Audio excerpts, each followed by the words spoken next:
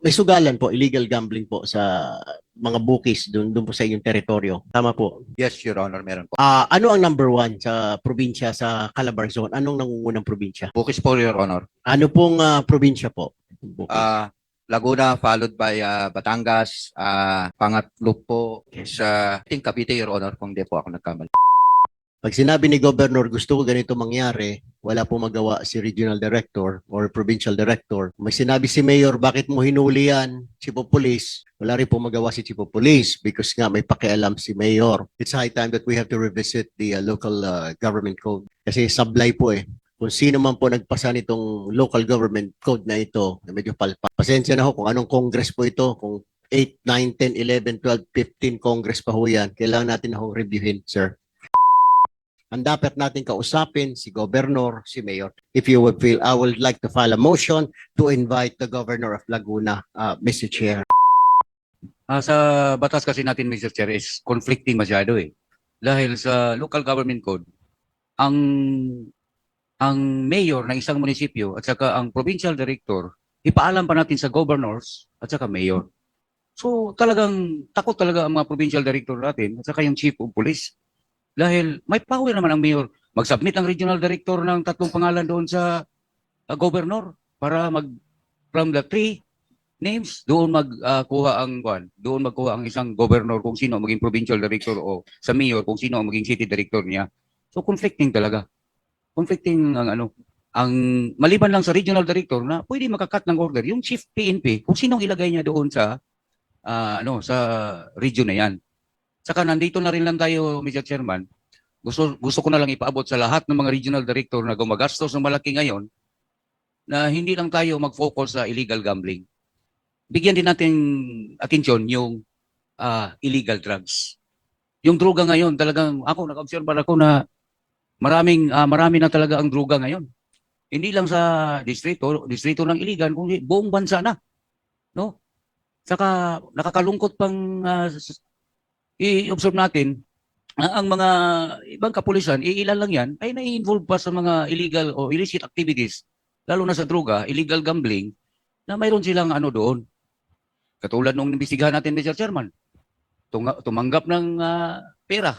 Tinanim na yung mga hindi lang pulis, with due respect sa mga general, hindi lang pulis, naging agriculturist pa. Nagtanim pa ng mga ebidensya. Nakakatawa, pero yun ang iba kasing mga natin, yung mga officers natin ay gustong abutin yung buwan na hindi naman kaya niya abutin. You live in accordance with your salary. Sure nga kayo noon, ngayon, dahil malaki na ang sahod ninyo. Kami noon ni Sir, ang silo kung pumasok ako ng sundalo is only 225 per month. Yun lang. Mas lalo na siguro si Sir. Kay si Congressman ako, belong to class 70. Mas senior pa siya ni General Lacson. Ako noon, isang hamak lang na non-commissioned officer when I was the member of Philippine Constabulary. Hindi naman, Sir. Maski pero alive and kicking pa rin si Sir. Idol ko nga ito eh. Idol namin ni Chairman. So, ganun lang. Para maski saan kayo ilagay, kung gumawa kayo ng matino, walang makano sa inyo. Lalo na yung mga RD. Ako nga, nakatikim ako ng awardee ako, December 4, as the best company commander of Misamis Occidental. December 8, na-relieve ako, hating gabi. Dahil nilabanan ko yung isang sindikato doon. Kami ni Sir, nakatikim kami ng ganun. Na kung gumawa ka ng matino, ikaw pa ang tatamaan ng kaso, ikaw pa ang ma-relieve. Pero sa akin, never mind. Kaya nga naging mayor ako sa Iligan City dahil sa record ko. Wala akong ibang organisasyon. Pulis lang talaga ako. Tumakbo ako with 60,000 pesos cash in my hand. Bakit ako nanalo? 3 terms. Nakulong nga lang. Nakulong ako 1 year, 3 months, 18 days, 2 hours, 47 minutes, and 36 seconds. Hindi ko pa ginawa yung krimen. Dahil pinagbintangan ako ng isang congressman na ako nag-ambos sa kanya. Pero walang sugat. Kung ako nag-ambos, ubos yun. Hindi man ako nagyabang. Pero ganun talaga. Kung magawa ka ng matino, yung mga anak mo, yung sumunod sa apelyido mo, talagang proud yan sa inyo.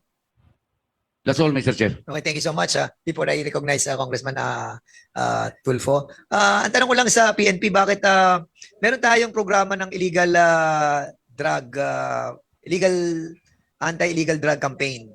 Di ba, ang ganda ng programang yun eh. Tapos ngayon, bakit hindi natin kayang lagyan tong anti-illegal gambling program, di ba? Kaya naman yan, di ba? Tama yung sinasabi kanina ng mga members eh, lalo na si Congressman Acop na nasa inyo yun eh.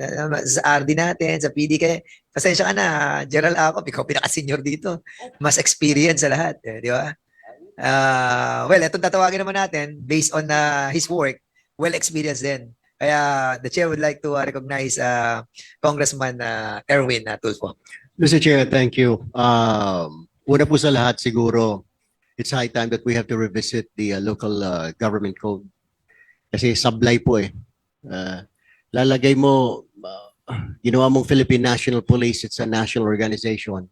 Pero may control po ang mayor, ang governor. Kaya po, pag sinabi ni governor, gusto ko ganito mangyari, wala po magawa si regional director or provincial director. May sinabi si mayor, bakit mo hinuli yan, chief of police? Wala rin po magawa si chief of police because nga may pakialam si mayor.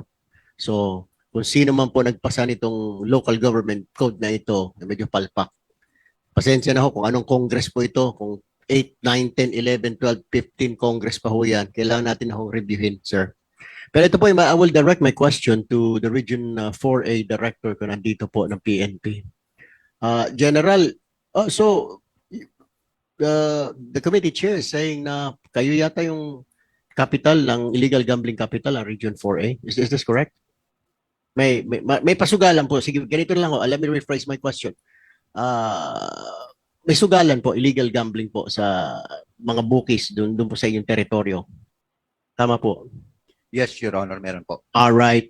Ano ang number one sa probinsya sa Calabar Zone? Anong nangungunang probinsya? Bukis po, Your Honor. Ano pong probinsya po? Bukis. Laguna followed by Batangas, pangatlo po is I think Cavite, Your Honor, kung di po ako nagkamali. Okay. All right. Mr. Chair, alam niyo ho na may pasugalan, ano po? Nire-report niyo po ba kay Governor ho ito? Unahin natin sa Laguna, nire-report ho ninyo? Alam ba ni Governor na may pasugalan or ano ho sinasabi niya sa inyo?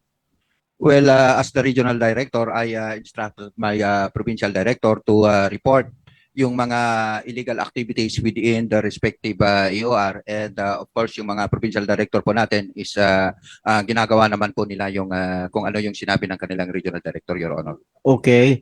Nagre-report po ba sa inyo ang provincial director ng Laguna na, Sir, hinuhuli naman ho namin pero napapagalitan ako, or Sir, hinahayaan ko lang ho kasi baka may magalit ho sa akin, may masagasaan ho ako. May mga naririnig ho ba kayong ganon na mga report or sumbong ng mga tao ninyo sa baba ninyo, lalo ng mga provincial director po ng mga probinsya? Since umupo po ako as regional director, based sa mga operation and cases na i-file natin is yung nabanggit niyo po is yung province ng Laguna. Sila po ang may pinakamaraming nahuli ng illegal gambling, and ang pinag-uusapan na lang namin is ano yung mga na-encounter nilang problema.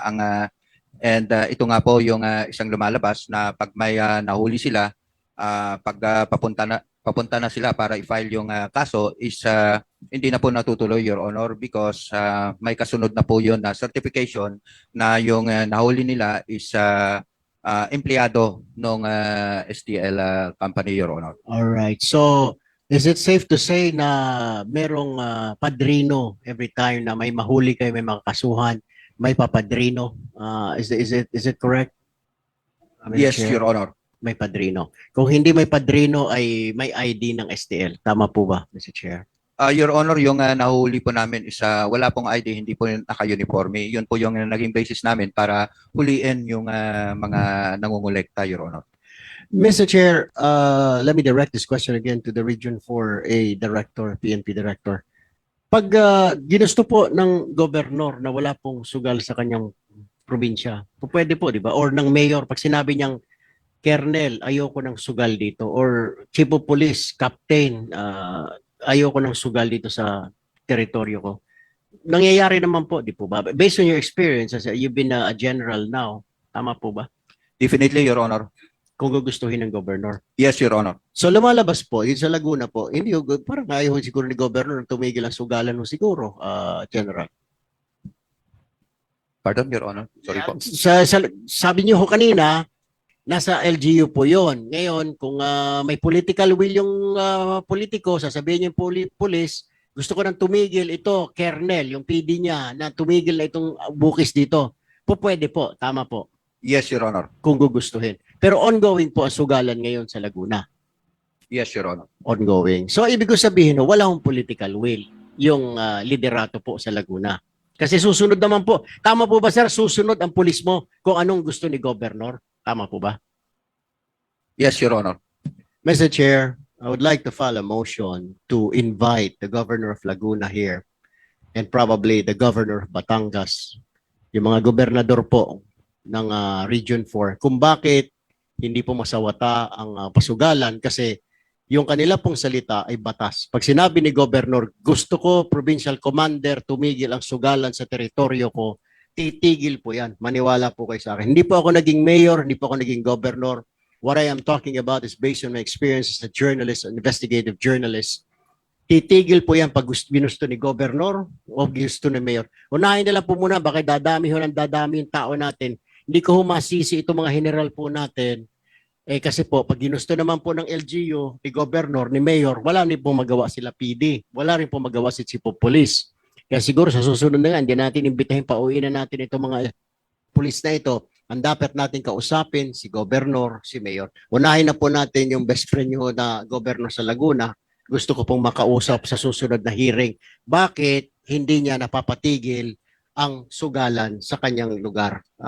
If you would feel, I would like to file a motion to invite the Governor of Laguna, Mr. Chair, and the Batangas, Mr. Chair.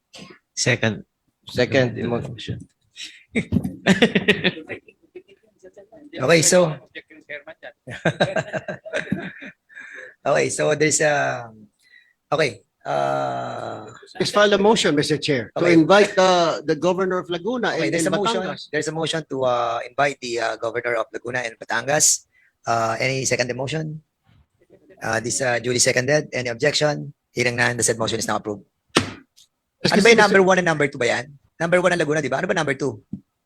Batangas, Your Honor. Okay. Sige. Alright. That's why I'm saying, Mr. Chair, wala akong magagawa itong mga general na ito, itong mga provincial director natin, no matter how hard they will do. Kagaya po yung kinikwento ni General. Diyan yung ano, Pagpapile ng kaso. Congressman Erwin, if I may, andyan naman yung PD ng Batangas sa Laguna. Probably you can ask them, ano? Kung, Okay. Is the PD of Laguna here? ayan, siguro you can ask them. Saka ng Batangas. Sino sa Batangas? Ayan, siguro Okay. you can sit here para malaman natin bakit number 1, number 2 kayo. Oh.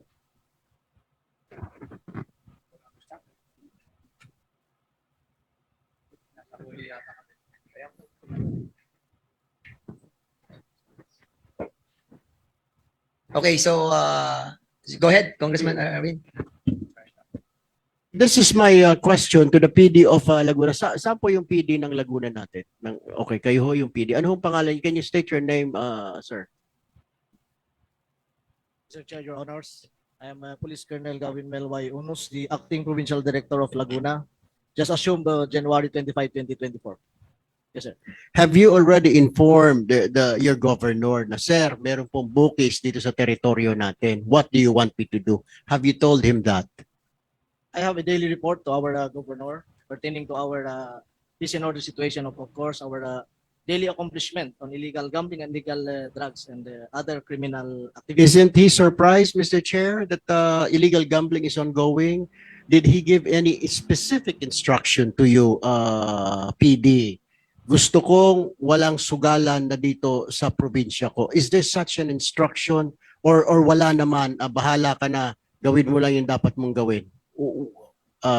Mr. Chair. So far as I can recall, sir, I have never heard or I have no conversation pertaining to that case. I have no more further questions, sir. Yes, sir. Umani naman ito ng iba't ibang reaksyon mula sa ating mga netizens. Ayon kay Jose San Pablo, may punto naman si Kong Erwin, dapat tugisin ang pinaka-boss.